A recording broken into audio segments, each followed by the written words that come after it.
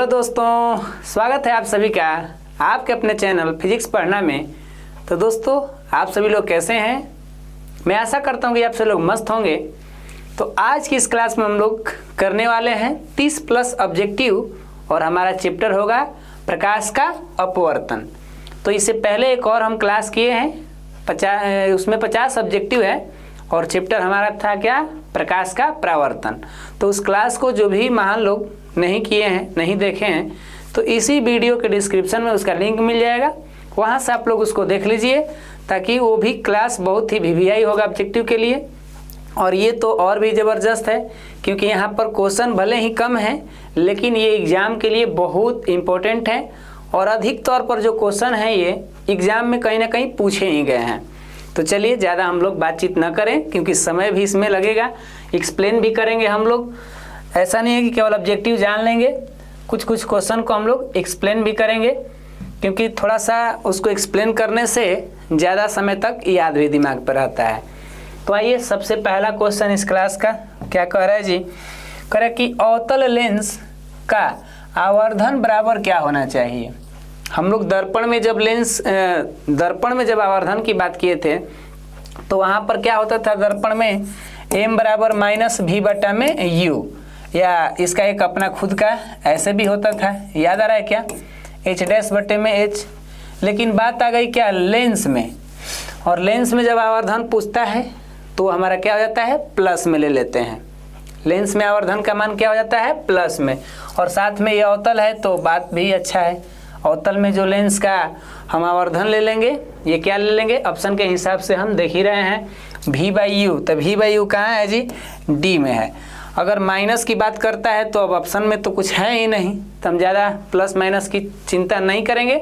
हाँ, शॉर्टकट में याद रखेंगे कि दर्पण में कुछ ऐसा होता है और लेंस जब आ जाएगा तो कुछ ऐसा होता है, मतलब चिन्ह केवल बदला हुआ रहता है, उसमें माइनस और इसमें प्लस रहता है, ठीक है ना। तो इस तरह से ये क्लियर हुआ, और एग्जाम में ये क्वेश्चन आया भी था। तो इसीलिए ऐसा ना हो कि हम लोग जो है इसे छोड़ देंगे या उल्टा सीधा मार के आ जाएंगे, तो गड़बड़ हो जाएगा। अब अगला क्वेश्चन देखा जाए, क्या कह रहा है भैया, ये कह रहा है कि विरल माध्यम से, माध्यम कौन है जी, विरल माध्यम, ध्यान रखना है कि विरल माध्यम से सघन माध्यम में जाती हुई किरण मुड़ जाती है। अब हमारे पास दो माध्यम दे दिया, मान लीजिए ऐसे हम कुछ चित्र बना लेते हैं, ये है हमारा जल, ठीक है ना, और जल जो होता है, इधर अगर हम रख ले हवा, यहाँ रख रहे हैं जल, तो ये क्या होगा, जल, ये हो जाएगा विरल माध्यम, यानी जिसमें प्रकाश की चाल क्या हो, दो माध्यम की तुलना करें और जिसमें प्रकाश की चाल अधिक हो जाए उसी को हम विरल घोषित कर देंगे। अब हम हवा जल में तुलना करेंगे तो कौन ज़्यादा रहेगा प्रकाश की चाल, यही में ना, तो उसी को हम विरल कहेंगे। और इसमें क्या होगा, कम, तो ये हो जाएगा सघन, ठीक है। तो कह रहा है कि विरल से सघन में जा रहा है, इसके लिए हमें अभिलंब बनाना पड़ेगा, देखिए, और ये जा रहा है ऐसे, समझ लीजिए। तो हम जानते हैं कि जब एक माध्यम से दूसरे माध्यम में प्रकाश जाएगा तो क्या होगा, वो कहीं ना कहीं अपने मार्ग से हल्का विचलित होगा। तो इस कंडीशन में ये क्या करता था, अभिलंब की ओर मुड़ जाता था, क्योंकि यहाँ तो सीधा जाना चाहता है, लेकिन यहाँ पर क्या हो गया, इसका अपवर्तन हो गया, और ये भी विरल से जब सघन में गया तो हमारा थ्योरी कहता है कि वो अभिलंब की ओर क्या हो जाए, मुड़ जाए, यानी यहाँ आंसर हो जाएगा ए। क्लियर, ये कहानी समझ में आ रही है। अगर उल्टा क्वेश्चन दे दे कि किरण सघन से विरल में जाएगा, तो भाई अभिलंब से वो क्या होगा, दूर भागेगा। तो बढ़िया सा रहा ये जानकारी। चलिए आगे बढ़ा जाए। क्वेश्चन ठीक है ठाक दे रहा है, ऐसा भारी नहीं है इस चैप्टर से। ये देखिए क्या कर रहा है जी, लेंस में कितने फोकस होते हैं। जैसे दर्पण में मुख्य फोकस जो होते थे कितना होते थे, एगो होता था, लेकिन लेंस में हमारे कितने फोकस होते हैं, दो फोकस होते हैं। कभी कभी हम लोग इसको ऐसे ही याद आ रहा होगा, हम लोग F1 और F2 के नाम से क्या करते थे, संकेत करते थे। कहीं कहीं कोई डैश भी दिखा देता है, F डैश। तो एक लेंस में जो फोकस की संख्या होगी वो कितनी होती है, दो होती है। और जब फोकस दो होगी तो इसके साथ वक्रता केंद्र भी दो होंगे, C1, C2। ये तो हम लोग बातों को समझ रहे हैं। ध्रुव की बात इसमें है ही नहीं, इसमें प्रकाशीय केंद्र की बात होगी, और ऊ तो भैया एक ही होता है। क्लियर ना। लेंस में अगर हमसे पूछा जाए कि फोकस की संख्या कितनी होती है तो 2 होती है, और दर्पण में पूछ देगा तो दर्पण में हमारा 1 होता है, ठीक है ना। तो ऑब्जेक्टिव के लिए ये मस्त रहा जानकारी। आगे बढ़ते हैं और देखिए अगला क्वेश्चन क्या कर रहा है। क्वेश्चन है कि किसी लेंस द्वारा उत्पन्न आवर्धन का एसआई मात्रक बताइए। लेंस में आवर्धन का एसआई मात्रक पूछ रहा है। तो एक बात हमें क्लियर करना हो कि बात अगर लेंस में हो या बात अगर दर्पण में हो, आप पूछ दिया है आवर्धन का एसआई मात्रक, तो भाई साहब इसका मात्रक होगा कहाँ, ये बताइए। तो अगर हम निकालते हैं m बराबर प्रतिबिंब की ऊंचाई बटा में वस्तु की ऊंचाई, तो दोनों में कौन सा पद जुड़ रहा है, दोनों में कौन सी राशि जुड़ रही है। प्रतिबिंब की ऊंचाई, ऊंचाई राशि आ रही है इसमें, ध्यान रखिए इसमें ऊंचाई का राशि का नाम आ रहा है, और नीचे भी वस्तु की ऊंचाई। तो जब दोनों राशि एक जैसी है तो ये कट करके मात्रक विहीन हो जाएगा, मात्रक होगा ही नहीं। अगर हम ऐसे रखते हैं चाल बराबर दूरी बटा समय, तो दूरी का मीटर और समय का सेकेंड, तो हम इसको बना लेते थे ना मीटर प्रति सेकेंड। लेकिन हे जो कह रहे हैं ऊंचाई या नीचे हूँ कह रहे हैं ऊंचाई, तो भाई साहब ऊंचाई कट गया, तो फिर मात्रक बना कहाँ से। तो ध्यान रखना कि अलग अलग राशि का जब अनुपात रहेगा तभी मात्रक बनेगा। अगर एक जैसा रहेगा तो भाई साहब नहीं बनेगा।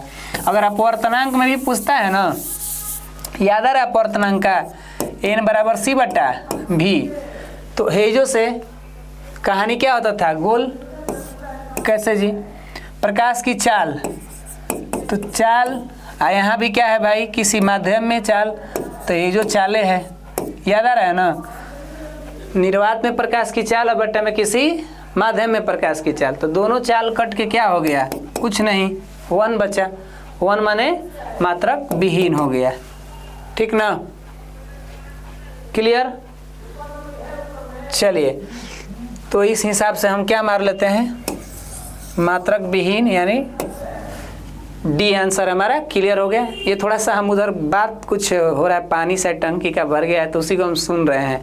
अब आप लोग कहेंगे सर अचानक धीरे क्यों हो गए, तो उधर थोड़ा बात सुन रहे थे। चलिए अब कोई मोटर बंद नहीं किया होगा तो ऐसे पानी काफ़ी गिर गया। देखिए आगे की तरफ बढ़ते हैं हम लोग। क्या करा क्वेश्चन, करे कि निम्नलिखित में से किस लेंस को अभिसारी लेंस कहते हैं। ऑब्जेक्टिव के लिए ध्यान रखना है कि अभिसारी लेंस, अपसारी लेंस और दर्पण के साथ साथ में बड़ा कन्फ्यूजन हो जाता है। इस कन्फ्यूजन को हम लोग कैसे दूर करें कि दर्पण में जाएगा तो क्या कहेंगे। देखिए दर्पण में क्या होता है, पहले नंबर हम समझ लेते हैं, अवतल दर्पण। अगर दर्पण की बात कहे तो अवतल, लेकिन लेंस की बात कहे तो उसी का विपरीत हो जाएगा क्या, उत्तल। समझ में आ रहा है ना।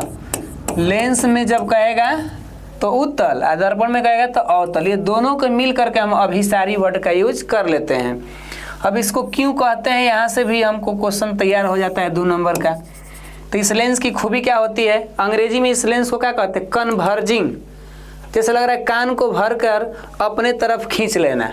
इसके अंदर ये ताकत है कि किसी व्यक्ति को कान भर के अपने तरफ ये खींच लेगा। कोई नहीं होता है कि कान भर के उसको भगा देगा, भड़का देगा। ये है अपने काम में लाने के लिए कान भर लेता है। मान लीजिए ये सभी लोग जा रहे हैं इसके तरफ, ये लोग प्रकाश की किरणें हैं, मुख्य इसके समांतर जा रहे हैं। लेंस ले जब टकराएं तो लेंस कहा कि भाई लोग तुम लोग कहाँ जा रहे हो, इन्हें उन्हें कहाँ भटकोगे, आओ और आकर मेरे इस मुख्य बिंदु पर कहीं काटो, और सब लोग एक ही जगह पर क्या हो जाओ, अभिसरित हो जाओ, जो कि वो बिंदु फोकस उसका बन जाता है ना, मुख्य फोकस। तो इस तरीक़ा से इसका नाम क्या बना था, अभिसारी, माने सभी किरणों को अपवर्तन के बाद एक पॉइंट पर मिला देता है। तो यूँ दिमाग लगाए कि उत्तल है तो ये बहुत सारे लोगों को अपने तरफ कन्वर्ज करेगा, मतलब भगाएगा नहीं उनको ना, बढ़िया आदमी है, ठीक है। उत्तल लेंस हो तुम भाई साहब, किसी को भगा कर क्या करोगे, घाटा जाएगा क्या जी। ये देखिए लेंस की क्षमता, लेंस की क्षमता का एसआई मात्रक क्या होगा। लेंस की क्षमता वही लेंस की क्षमता ना जो लेंस की फोकस दूरी के व्युत्क्रम को कहते थे, यानी P बराबर फॉर्मूला क्या होता था, 1/f। तो कभी कभी यहाँ पर f का मान क्या में रख देते हैं, मीटर में, तो इसी को हम लोग लिख देते थे मीटर इनवर्स। समझ रहे हैं ना। ये वाली बात जो है फेमस हो गई थी किस नाम से, डायप्टर के नाम से। ये फेमस किस नाम से हो गया था, डायप्टर। तो कभी आपको डायप्टर न देकर ऐसे भी दे सकता है, एक डायप्टर जो है 1 मीटर इनवर्स के क्या होता है, बराबर। तो अगर डायप्टर आएगा तो सही है, और नहीं तो मीटर इनवर्स आएगा तो भी मार देंगे। क्लियर ना। ये सूत्र से है इस कंडीशन में। तो यहाँ भी आप समझ गए होंगे। एंगस्ट्रम जो है किसका मात्रक है, ये है तरंग दैर्ध्य का। किसका मात्रक है, तरंग दैर्ध्य का। ये ल्यूमेन, लक्स, ये सब प्रकाश, ज्योति तीव्रता, ये कुल पढ़े होंगे हम लोग 9 क्लास में। राशि और उनके मात्रक, ये व्युत्पन्न राशि, ये सब पढ़े हैं ना, आधारी राशि, मूल राशि कुल। तो उन्हें मत जाइए, दिमाग उधर घूमेगा। एक तरह की एग्जाम है ने, हम लोगों ने जान के क्या करेंगे। देखिए तो एक न्यूमेरिकल आ गया कि एक लेंस की क्षमता जो है -5D। ध्यान रखना कि लेंस की क्षमता दे दिया है -5D। क्षमता मैंने पावर दे दिया -5D। पूछ रहा है फोकस उसकी क्या होनी चाहिए बताइए। तो फोकस ज़्यादा से ज़्यादा अगर हम लोग सूत्र में देखें तो मीटर में होता है। मीटर में होता है। हेजी वैल्यू जो है क्या में दिया है, सेंटीमीटर में। तो भैया अब हम कौन सा फॉर्मूला रखें जिससे हमको क्या हो, आसानी हो चीज़ें। तो देखिए P = 1/f है ना। अब ये f फोकस जो है मीटर में है, लेकिन हम चेंज कर देंगे, अगर 100 से गुणा कर दें तो वो सेंटीमीटर में हो जाएगा। ठीक है, यहाँ से f को यहाँ ला दीजिए और ये हो जाएगा 1/p × 100। ये 100 काहे किए थे सर, तो f का मान हमेशा मीटर में रहता है, हम चेंज कर दिए सेंटीमीटर में, क्योंकि ऑप्शन हमारा सेंटीमीटर में है। तो अब हम करते हैं इधर जानकारी देखिए। तो 1/p का मान दिया ही है -5 × 100। ठीक है, तो 5 से 100 कौ बार में कट जाएगा, 20 मर्त में, 20 × 5 = 100, यानी -20 सेंटीमीटर हो गया। -20 सेंटीमीटर हो गया। तो इस हिसाब से B4 बॉय हमारा आंसर होगा। अब ये सर काहे ऐसे कर दिया आप, P का फार्मूला तो ओनली फॉर 1/f होता है। तो महान जी ये जो f होता है ये क्या में रहता है, मीटर में जी रहता है, लेकिन ऑप्शन में हमारा सेंटीमीटर आया है। लिखा है ना कि फोकस दूरी बताइए, तो फोकस दूरी सूत्र में क्या है, मीटर में है, लेकिन ऑप्शन में क्या दे दिया है, सेंटीमीटर में। तो मीटर को हम सेंटीमीटर में कैसे लाएंगे, तो कर देंगे इनमें क्या, 100 से गुणा कर देंगे। समझ में आ रहा है, तब जाके होगा बात। तो इसीलिए हमने ऐसा कर दिया है। बात क्लियर हुआ क्या। देखने में छोटा है, आसान भी है, लेकिन एग्जाम के टाइम ना कन्फ्यूज आइएगा नहीं आप लोग, नहीं तो फिर आप लोग कहेंगे कि सर आपने इतना मेहनत कराया और हम लोग कुछ कर नहीं पाए। थोड़ा बहुत यहाँ गलती कर सकते हैं हम लोग, अभी गलती कर सकते हैं, यहाँ हमें मौका है सीखने का। लेकिन जब हम फाइनल एग्जाम में बैठते हैं तो वहाँ हम मौका कहाँ से ढूंढेंगे। और दूसरे के ऊपर आधारित होकर के परीक्षा देने जाना ना, ये बड़ी मूर्खता है। कुछ लोग ना बहुत कम पढ़ता है, कहते हैं हम तो किसी दूसरे में से छाप लेंगे। दूसरे के भरोसे जाकर वहाँ बैठेंगे, अगर हम कहीं ऐसा ना व्यक्ति के पास बैठ जाएं कि उसमें से ताकें, तले वो पहले ही से हम में ताक रहा है। तो भाई साहब गए थे जिस तमन्ना लेकर, वो तमन्ना ही हमारी क्या हो गई, खत्म हो गई। तो क्यों ना हम अपने भरोसे पे जाएं। क्यों भरोसा हम करते हैं गैरों के पैरों पर, क्यों भरोसा हम करते हैं गैरों के पैरों पर, जबकि चलना है हमें खुद अपने ही पैरों पर। तो क्यों हम ऐसा अपने आप को मूर्खता में ले जाएं। क्यों नहीं हम अपना मेहनत करें, परीक्षा देने जाएं। तो परीक्षा देना तभी भी अच्छा लगता है जब हम उसका मेहनत किए हों, ऐसे मज़ा नहीं आता है। तो इसीलिए भाई थोड़ा समझिएगा, कौन सा पदार्थ लेंस बनाने के लिए प्रयुक्त नहीं होगा। जो भी लेंस बनता है, जो भी कंपनियां लेंस बनाती है, या जो चश्मा में लगता है अवतल लेंस उत्तल लेंस, तो आप देखे हुए कि भाई वहाँ जो चश्मा में फिट करना होता है तो क्या करता है भाई साहब, लेंस में कट करता है वो लोग काटने के लिए, तो वहाँ पानी का भी प्रयोग करता है। जहाँ लेंस काटा जाता है ना वहाँ पानी भी लगता है। एक तरह से ये भी समझिए कि लेंस कांच है, अगर कांच के बना है तो कांच में भी पानी की प्रयोग होगी ना। तो यहाँ समझ लिए कि जल का प्रयोग तो हो ही जाएगा। कांच तो हैबे किया है, कहीं कहीं लेंस प्लास्टिकों वाला बना देता है, प्लास्टिकों के लेंस जैसा व्यवहार करने लगता है। लेकिन एक चीज़ हमको समझ में आता है कि मिट्टी का प्रयोग नहीं होता है। लेंस बनाने में माटी कहाँ से आदमी यूज करेंगे? ये तो मिट्टी का दिवाली थोड़े बनाना है ना, मिट्टी का घर थोड़े बनाए, तो लेंस बनाना है। तो लेंस के लिए जल भी चाहिए, कांच भी चाहिए, प्लास्टिक भी चाहिए। जो भी कंपनियां लेंस बनाती है वो कहीं ना कहीं इन पदार्थों का यूज़ तो करेगी। अब पानी तो कहिए मत, दुनिया में तो अधिक ऐसे काम होंगे कि बिना पानी के होइबे नहीं करेंगे। हमारे घर से लेके हमारे इस संसार के जो भी काम चल रहे हैं उसमें अधिक तौर पे पानी का उपयोग होगा ही, इसीलिए इसकी बात ही क्या करना। तो याद रखिएगा कि माटी या मिट्टी जो भी हम लोग घरेलू भाषा में कह रहे हैं उसका उपयोग लेंस के लिए नहीं करेंगे ना। ये देखिए क्या कह रहा है, जब प्रकाश की किरणें हवा से कांच में जाएगी तो वह मुड़ जाती है। वही बात है, हवा जो है अपने आप में क्या हो गया है, विरल हो गया है, और कांच अपने आप में क्या हो गया है, सघन। तो आप लोग इसका कमेंट करिएगा, क्योंकि अभी पीछे बताए हैं इस पर एक क्वेश्चन, तो कमेंट मारिएगा कि विरल से सघन में जाने पर इसका आंसर कौन होगा। जो भी पीछे वाली बात समझे होंगे तो हमको पूरा विश्वास है कि वो इसका कमेंट में आंसर सही देंगे। हम आपका वेट भी करेंगे कि कितने लोग इसका आंसर दे रहे हैं, ठीक है ना। हम भी रिप्लाई देंगे कि आपका सही है गलत है। तो आगे बढ़ते हैं, चलिए इधर देखा जाए क्या कह रहा है। कह रहे कि किस माध्यम में प्रकाश की चाल अधिकतम है। 4 गो हमारे पास माध्यम दे दिया और कहा कि किस में प्रकाश की चाल अधिकतम है। तो हम लोग एक तो जानते थे निर्वात में कि प्रकाश की चाल अधिकतम है, लेकिन यहाँ तो निर्वात दिया ही नहीं।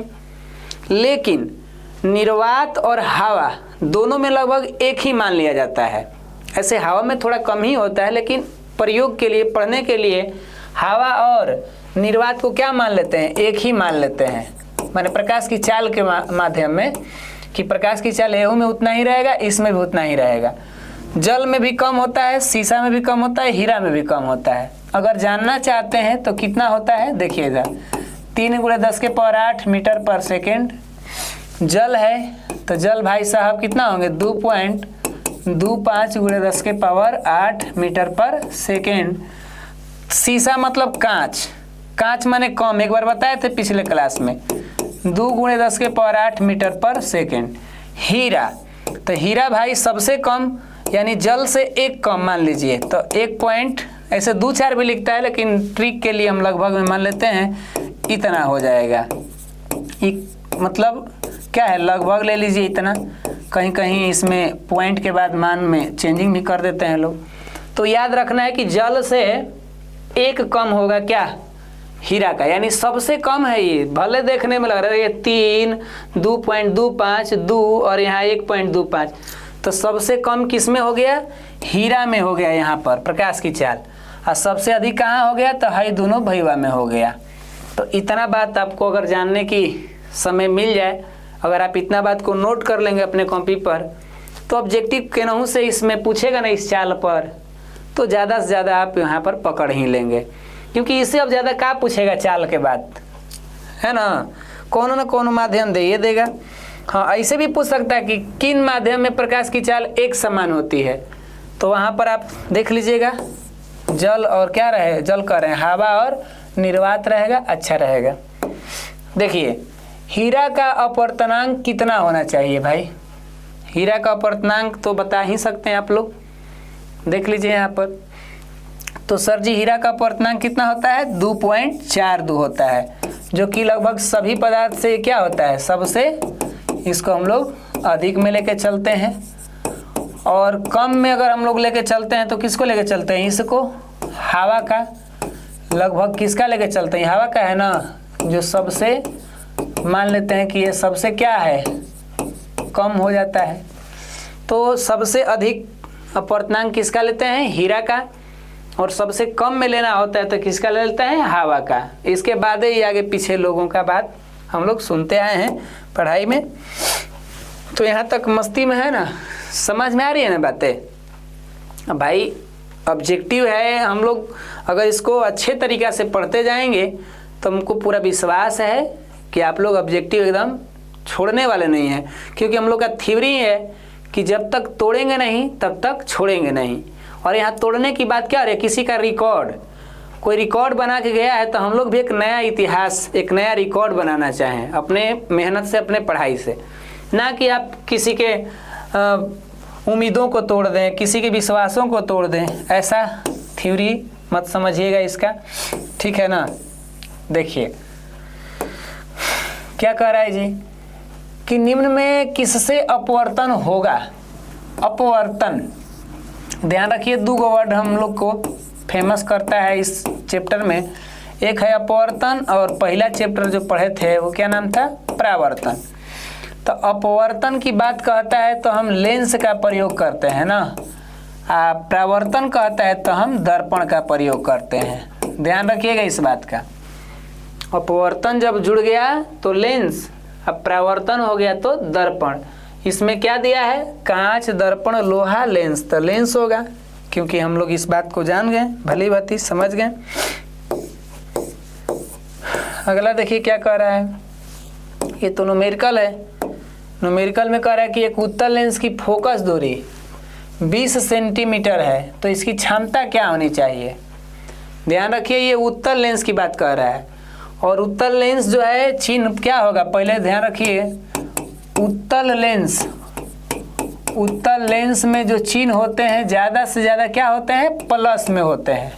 ध्यान रखना यही है कि उत्तल लेंस में जो चिन्ह होते हैं, चाहे वो प्रतिबिंब की दूरी हो, फोकस की दूरी हो, ये दोनों ही तो ज़्यादा फेमस है ना। वस्तु तो भाई माइनस में होगा, चाहे उत्तल लेंस हो या अवतल लेंस हो, उत्तल दर्पण हो या अवतल दर्पण हो, उन सब में वस्तु क्या होती है, माइनस। तो ध्यान रखना है कि यहाँ पर अगर अवतल आ जाए तो अवतल के जो लेंस होते हैं, अवतल कह रहे हैं, हाँ अवतल लेंस में, अवतल लेंस में ये चिन्ह क्या होंगे, माइनस हो जाएंगे। समझ में आ रही है ना बातें, अवतल में ये चिन्ह क्या हो जाएंगे, माइनस हो जाएंगे। ज़्यादा से ज़्यादा बात हम कह रहे हैं, इस बातों को समझिए। चिन्ह जब तक नहीं जानेंगे तब तक कहानी गोल है। तो बोल दीजिए फोकस दूरी कितना दिया है, 20 सेंटीमीटर, और क्षमता मतलब P पूछ रहा है, तो 1 क्या होता है, F। सेंटीमीटर में दिया है तो हमारा नियम कहता है कि यहाँ 100 से गुणा कर लीजिए, तो 1/F का मान रख दीजिए 20 गुणे 100, अब 20 5 कितना, 100, यानी P बराबर क्या हो गया, 5D। अब चिन्ह की बात कर रहा है तो लेंस देख लीजिए, उत्तल है, क्या है जी, उत्तल, और उत्तल में चिन्ह क्या होता है, प्लस, तो यहाँ रख दीजिए प्लस, और प्लस हमारा आंसर होगा किधर, यहाँ तो भाई प्लस चिन्ह देवे नहीं किया है, यहाँ प्लस चिन्ह तो देवे नहीं किया है। अब हमें करना होगा इसको क्या, ऐसे आंसर सी। क्लियर ना। यहाँ भाई देखिए, अब गलती हो सकता है टाइपिंग में, यहाँ पर कर दिया गया होगा, लेकिन हमारे नियम के मुताबिक कुछ ऐसे आंसर होंगे, आप टेंशन में नहीं रहिएगा। तो चलिए आगे बढ़ा जाए। ये भाई साहब चिन्ह के लेकर थोड़ा कन्फ्यूजन मत आइएगा। अब देखिए ये अगला क्वेश्चन को क्या कर रहा है, थोड़ा समझा जाए, क्योंकि ये भी अपने आप में क्या दिया है, न्यूमेरिकल ही है कि एक उत्तल लेंस की जो क्षमता है वो 1 डायऑप्टर है, तो उस उत्तल लेंस की फोकस दूरी क्या होनी चाहिए। एक उत्तल लेंस की क्षमता 1 डायऑप्टर है तो इसकी फोकस दूरी क्या होनी चाहिए, मतलब क्षमता दिया है, P का मान दिया 1D, और फोकस पूछ रहा है कि बताइए क्या होगा। तो भाई P बराबर क्या होता है, 1/F। अब हमको ये भी ध्यान रखना कि ये सेंटीमीटर में दिया है, तो हम यहाँ से क्या कर लेंगे, 100 से गुणा। तो लाइए यहाँ पर कर दीजिए, F बराबर क्या कर दीजिए, 1/P, क्योंकि P को यहाँ ला दीजिए, और गुणे कितना, 100। तो भाई साहब F बराबर, P का मान 1 है, तो 1/1 गुणे 100। अब 1 कट गया तो 1, और 100 से करेंगे तो 100 सेंटीमीटर। F का मान 100 सेंटीमीटर प्लस में आ गया हमारा आंसर। तो हम क्या मार लेंगे, C फॉर कैट, कैट माने बिल्ली। नहीं समझ में आया तो लोग चले जाएंगे दिल्ली, ये तो अजीब तरह का लग रहा है दिल्ली क्या करने जाएंगे। उसी तरह वहाँ ब्लास्ट हुए हैं, बम ब्लास्ट लाल किला के पास, और ये एकदम लोग डरे हुए सहमे हुए हैं, और पता ना लोग कैसे भावना वाले इस संसार में आ जाते हैं, क्यों अपने ही देश में गद्दारी कर बैठते हैं। बहुत से ऐसे लोग होते हैं, तो होते हैं इंसान जन्म लेने के लिए आ जाते हैं कि चलो भैया कभी हमको लोग बुरा के नाम से भी तो जाने, लेकिन बुराइयां कितनी भी बढ़े, जीत तो एक न एक दिन सच्चाइयाँ कहीं होती है। प्रकाश के अपवर्तन के नियम बता दीजिए। प्रकाश के अपवर्तन के कितने नियम होते हैं? 2 नियम होते हैं। प्रकाश के परावर्तन के कितने नियम होते हैं? तो परावर्तन के भी 2 नियम होते हैं। अपवर्तन के पहला नियम क्या कहता था, याद आ रहा है? अपवर्तन के पहला नियम बोल दीजिए, क्या कहता था कि आपतित किरण, अपवर्तित किरण और अभिलंब तीनों एक ही समतल में मिलते हैं। यही ना कहता है अपवर्तन का कि आपतित किरण, अपवर्तित किरण और अभिलंब तीनों एक ही समतल में मिलते हैं। लेकिन दूसरा क्या कहता है भाई कि एक हमारा डायरेक्ट कहना है तो ऐसे कह दीजिए साइन आई बटा में साइन आर बराबर एक म्यू नियतांक होता है। यानी किन्हीं 2 माध्यमों के लिए आपतन कोण की जगह साइन आई और अपवर्तन कोण की जगह साइन आर का अनुपात एक नियतांक होता है। ये थोड़ा सा दूसरा नियम हो गया, तनी अजीब लग रहा है। इसी को हम लोग स्नेल के नियम भी कहते थे, याद आ रहा है ना? स्नेल का नियम एग्जाम में पूछ देगा कि स्नेल का नियम क्या है, तो प्रकाश के अपवर्तन का दूसरा नियम को दहाड़ दीजिएगा ताकि वहाँ से हमें क्लियर हो जाएगा 2 नंबर, और सूत्र भी फेंक दीजिएगा वही में तनी मस्ती से एकदम। आगे बढ़े, क्वेश्चन तो है, देखिए अभी जिसकी बात कर रहे थे वो आइए गया कि किसी माध्यम के अपवर्तनांक का मान बताइए। जो म्यू है, म्यू अपवर्तनांक था, म्यू को हम अपवर्तनांक भी कहते हैं ना, तो साइन आई बटा में साइन आर। जब कोण की बात कर रहा था ये, नहीं तो अपवर्तनांक बराबर क्या होता है, एन बराबर सी बाई भी। जब चाल की बात कह दिया तो ये वाला, और जब ये कोण की बात आ गया तो ये वाला। तो इसमें क्या हो जाएगा, साइन आई बटे में sine R, A for apple, है ना। चलिए आगे बढ़े। एक उत्तल लेंस क्या है भाई? एक उत्तल लेंस को अगर देखा जाए तो क्या है, बोल दीजिए तो। किनारे पर देख रहे हैं कि ये पतला है और बीच में क्या है, मोटू है। मोटू पतलू की जोड़ी है उत्तल लेंस। तो सभी जगह समान मोटाई का नहीं, बीच की अपेक्षा किनारे पर मोटा नहीं भैया, किनारे के अपेक्षा बीच में मोटा। जी बात तो सही है, किनारे के अपेक्षा बीच में क्या मोटा। तो हम कह सकते हैं कि ये हमारा आंसर सी फॉर कैट सही रहना चाहिए। समझ में आ रहा है ना बातें? ये तो सिंपल सा है, इस पे हम ज़्यादा बात क्या कर सकते हैं। ऐसे भी आप लोग हीरो हैं, नहीं हीरो? देखिए तो यही क्वेश्चन करा कि पानी में डूबे एक उत्तल लेंस की फोकस दूरी हवा में इसकी फोकस दूरी के अपेक्षा क्या होगी। मेरे पास अगर एक लेंस है, मेरे पास एक क्या है भाई, लेंस है, और इस लेंस की बात कर रहा है कि बताइए इसकी फोकस दूरी जो होगी, अगर इसको पानी में डुबा देंगे तो क्या होगा, तुलना किया जाए तो मान लीजिए कि पानी है मेरे पास, क्या है जी, पानी है। तो जब पानी में हम रख दे रहे हैं लेंस, समझिएगा कि लेंस को पानी में रख देंगे तो ये हवा में जब चलता है ना प्रकाश, हवा में जब चलता है तो इसका अपवर्तन अधिक होगा। ध्यान रखिएगा, जब हवा में प्रकाश चलेगा तो इसमें अपवर्तन क्या होगा, ज़्यादा होगा। यानी ये लेंस उस पर थोड़ा ज़्यादा अपना कार्य करेगा, उसको अपवर्तन ज़्यादा कर देगा। समझ में आ रही है बातें? लेकिन जब यहीं प्रकाश की चाल पानी में जाएगी तो पानी में थोड़ा सा क्या होता है कि भाई इसका जो ताकत है तनी कम लगने लगता है। समझ में आ रही है क्या? कम लगने का मतलब है इसमें प्रकाश की चाल भी कम हो जाती है और जल का अपवर्तनांक भी ज़्यादा हो जाता है। तो इस कंडीशन में ज़्यादा इस किरण पर अपवर्तन नहीं होता है। अपवर्तन मतलब होता है ऐसा नहीं है, लेकिन हवा की अपेक्षा इसमें अपवर्तन कम होता है, यानी झुकाव जो है कम होगा। झुकाव कम होने का मतलब क्या, रुक जाइएगा, थोड़ा समझने में हो सकता है कि आप लोग को अजीब लगे। ये इसका मान लीजिए मेन मुख्य अक्ष है, और भाई साहब जब ये चल दिया है पानी के अंदर प्रकाश की किरण, तो अब इनका तो पहले से चाल भी कम हो गया, जल का अपवर्तनांक भी ज़्यादा हो गया, तो बेचारा अब इन पर ज़्यादा अपवर्तन नहीं होगा। अपवर्तनांक जल का बढ़ने से ही ज़्यादा अपवर्तन नहीं कर पाएंगे, यानी इनको झुकने में बड़ी मेहनत है। कहेंगे कि हम पुष्पाराज हैं, हम पानी में आ गए हैं तो कौन राज है, पुष्पाराज है, हम जल्दी झुकेंगे नहीं, झुकने में इनको टाइम लगेगा।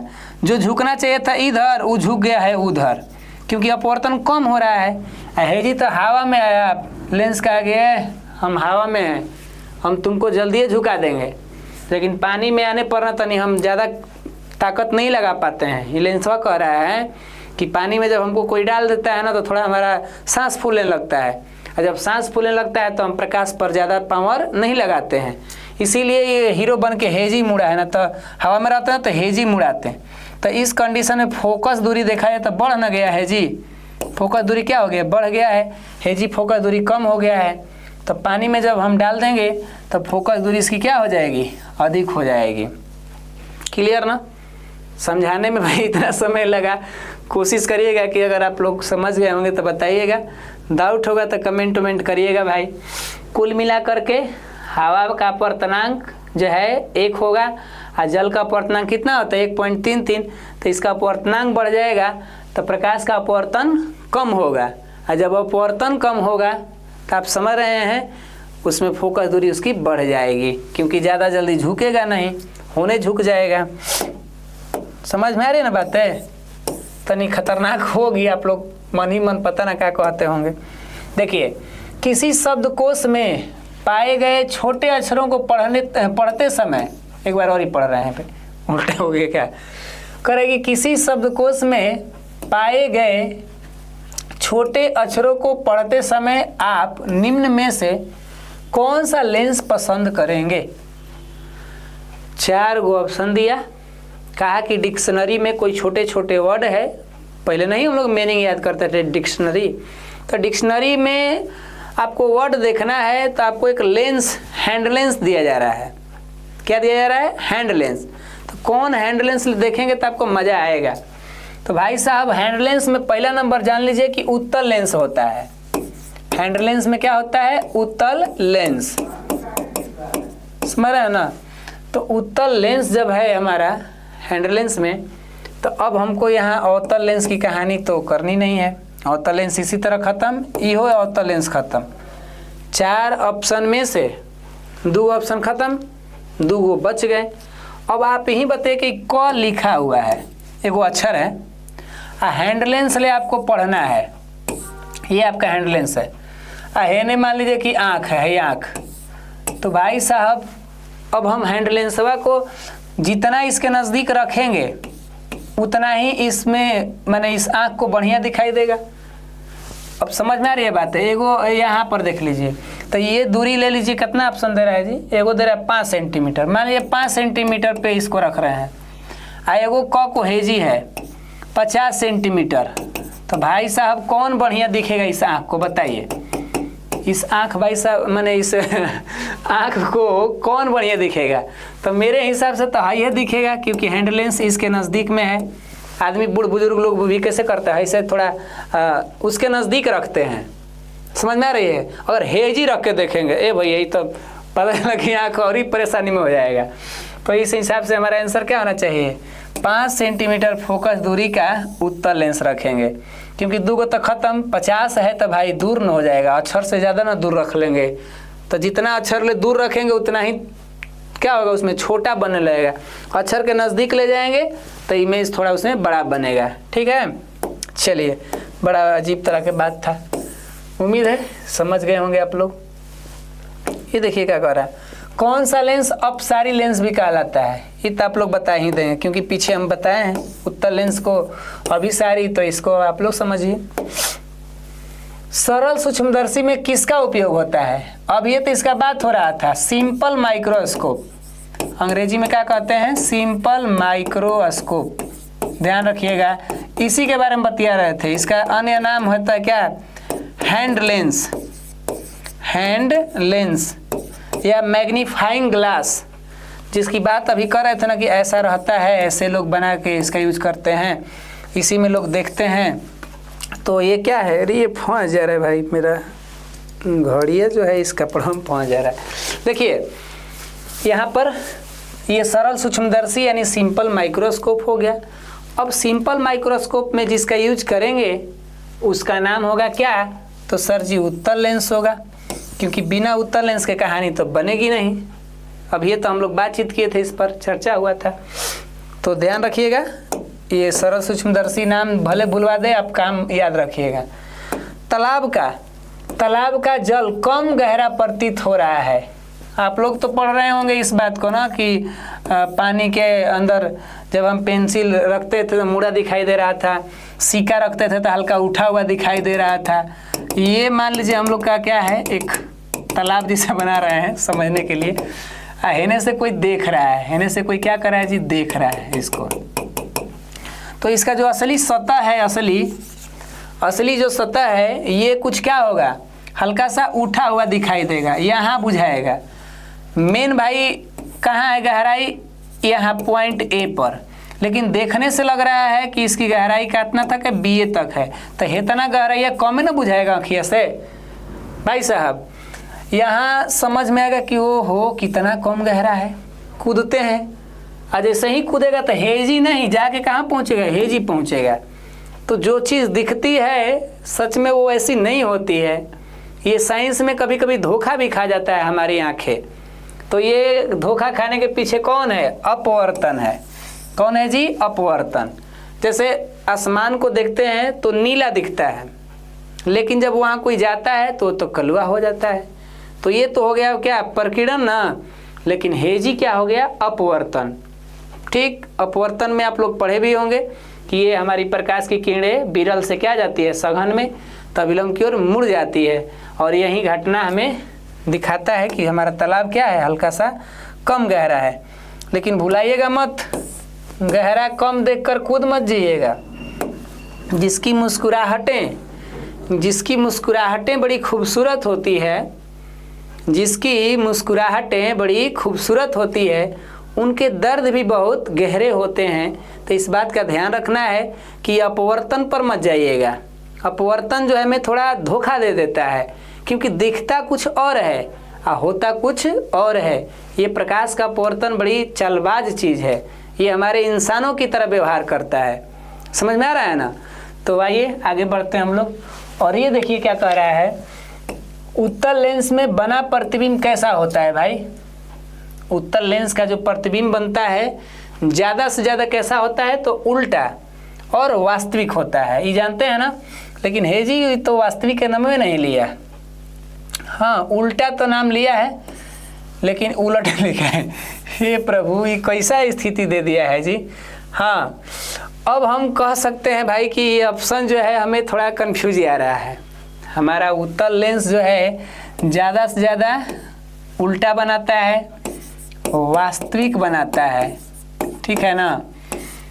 अगर एक बार अपवाद में देखें तो एक बार सीधा और काल्पनिक बनता है, उत्तल की बात हो रही है। लेकिन यहाँ ऐसा ऑप्शन में दे दिया है कि मेरा दिमाग में हैंग कर दिया।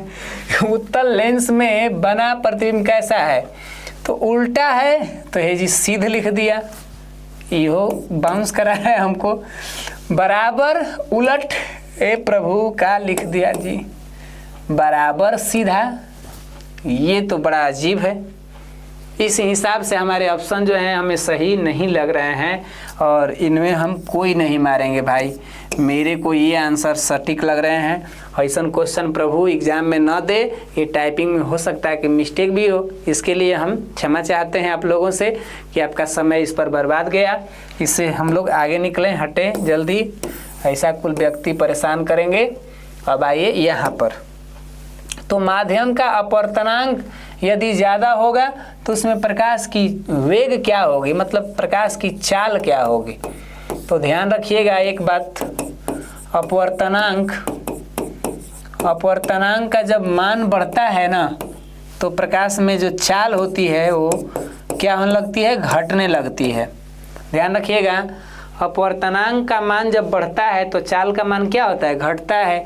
जैसे अपवर्तनांक जो है 2.42 होता है हीरा का क्या होता है, अपवर्तनांक अधिक।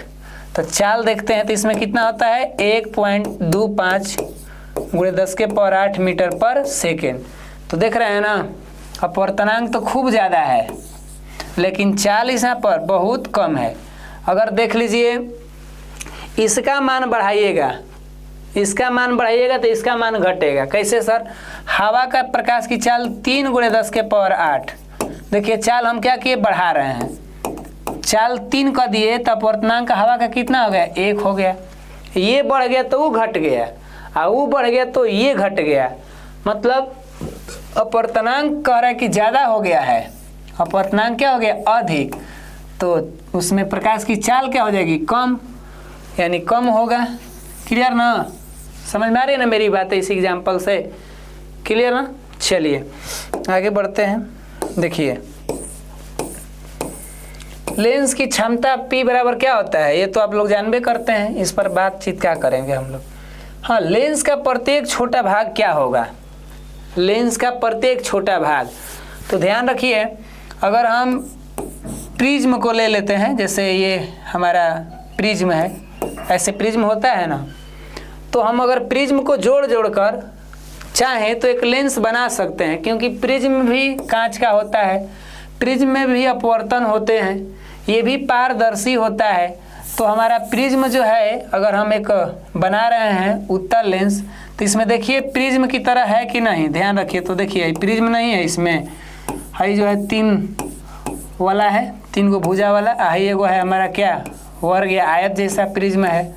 देख लीजिए इसमें 3 तरह के जोड़ करके बना दिया गया है, ठीक है ना। तो प्रिज्म की तरह ही हमारा व्यवहार करेगा क्या, लेंस का प्रत्येक छोटा भाग प्रिज्म जैसा व्यवहार करेगा, लेंस की तरह का। लेंस तो हाईवे किया है, तो क्या इसका ऑप्शन देंगे। तो ये एक अच्छी जानकारी रही, इसे नोट कर लीजिएगा, ठीक है। लेंस में कितने फोकस ही तो हम लोग पढ़े ही हैं। प्रकाश की किरण को मोड़ने की क्षमता को, ये सही है क्वेश्चन, प्रकाश की किरण को मोड़ने की क्षमता। मान लीजिए ये हमारे पास एक लेंस है, ये मेरे पास क्या है, एक लेंस है। अब प्रकाश की किरणें जा रही हैं और जा रही हैं, तो इसको मोड़ेगा ना, क्या करेगा, मोड़ेगा। तो मुड़ेगा तो यहाँ एफ हो गया, लेकिन इसका असली जो है जाने का रास्ता किधर था, ऐसे सीधा जाने के लिए तो सीधा सोचा था जाएंगे, लेकिन यहाँ से ये मुड़ करके कहाँ गया, यहाँ आ गया, ये मार्ग पे आ गया, तो हाथना ना कोण मुड़ गया। तो इसी को हम लोग बोलते हैं क्या, लेंस की क्षमता। लेंस की क्या बोलते हैं, क्षमता। यानी लेंस ने अपना पावर लगा करके इस सीधी किरण को मोड़ करके ऐसे कर दिया, इतना पावर लगाया लेंस ने, तो ये हो जाएगी लेंस की क्या, क्षमता। और ये भी रखना है कि लेंस की क्षमता का व्युत्क्रम होगा कि क्या होगा, ये कुल हमको नहीं समझ में आ रहा है। ये बस क्वेश्चन कह रहा है कि प्रकाश की किरण को मोड़ने की क्षमता को क्या कहते हैं। तो मोड़ने की क्षमता को हम क्या बोलेंगे भाई, लेंस की क्षमता का व्युत्क्रम कहना सही नहीं लग रहा है, क्योंकि लेंस की फोकस का व्युत्क्रम होता है। तो हमें लग रहा है कि लेंस की क्षमता ही ना कहेंगे जो मुड़ेगा, फोकस रखता तो कह सकते थे लेंस की फोकस का व्युत्क्रम। अब थोड़ा हमको भी यहाँ डाउट लग रहा है, हम अपने हिसाब से ए मार रहे हैं भाई, यहाँ पर थोड़ा अजीब लग रहा है, क्योंकि ये जो लेंस की क्षमता होती है वो लेंस के फोकस दूरी के व्युत्क्रम होती है। तो अगर हम इसके तुलना में करें, फोकस के तुलना में, तो हमारा बी सही हो जाएगा, लेंस की क्षमता का व्युत्क्रम फोकस कहलाता है ना। तो छोड़िए ना, दिमाग का है तनाव में डाल रहे हैं हम लोग अपना। लेंस की क्षमता कहते हैं बस, लेंस प्रकाश की किरण को मोड़ेगा तो उसे लेंस की क्षमता कहेंगे, इतना ध्यान रखिए, ज़्यादा काम खींच करना अच्छा नहीं लग रहा है। ऐसा क्वेश्चन दे देगा, वायु में अभिसारी लेंस, वायु में क्या, अभिसारी लेंस। तो वायु माने हवा में, अभिसारी क्या है, उत्तल लेंस। तो हवा में है तो हवा में उत्तल लेंस ना है, ये थोड़े कह रहा है कि पानी में डुबा दीजिए तो उसको कांच में फेंक दीजिए, हवा में है तो हवा में, उत्तल लेंस है तो उत्तल लेंस। ये हो लोग क्वेश्चन का आप घुमा फिरा के पूछता है, तो कांच का उत्तल लेंस है। अब ऐसा क्वेश्चन पूछ दे कि हवा में क्या है, अरे तनी दूसरा जगह पूछता तो अजीब लगता है। किसका अपवर्तनांक सबसे कम है, भाई साहब आप लोग के सामने ये क्वेश्चन आ गया कि किसका अपवर्तनांक सबसे कम है। तो ये 30 नंबर का क्वेश्चन आपको दे देते हैं होमवर्क, मतलब कमेंट करके बताइएगा, क्योंकि ये क्वेश्चन पर थोड़ा समय देना पड़ेगा, और समय हम हमेशा देते आ रहे हैं। तो एगो दूगो आप भी तनी मार दीजिए उसी में, और जब आप मारेंगे तो खुद ही पता चलेगा कि अच्छा सर सबका तो बतेबे कर रहे थे, इसमें कुछ नया नया भी आ गया है। तो देखिए सर्च मारिए, आवर्धन का SI मात्रक क्या, इहो मार दीजिएगा, आवर्धन का SI मात्रक क्या, आवर्धन जानबे करते हैं आप लोग। तो दो आपको दे दिए क्या, VVI तौर पे ये होमवर्क रहेगा, कमेंट मार दीजिएगा। तो मैं उम्मीद है कि आज की इस क्लास में ये जो हम लोग ऑब्जेक्टिव का क्लास किए हैं आपको काफ़ी अच्छा समझ में आया होगा। तो मिलते हैं आप सभी से अगले क्लास में, तब तक के लिए आप सभी लोग मस्त रहिए, स्वस्थ रहिए। जय हिंद, जय भारत।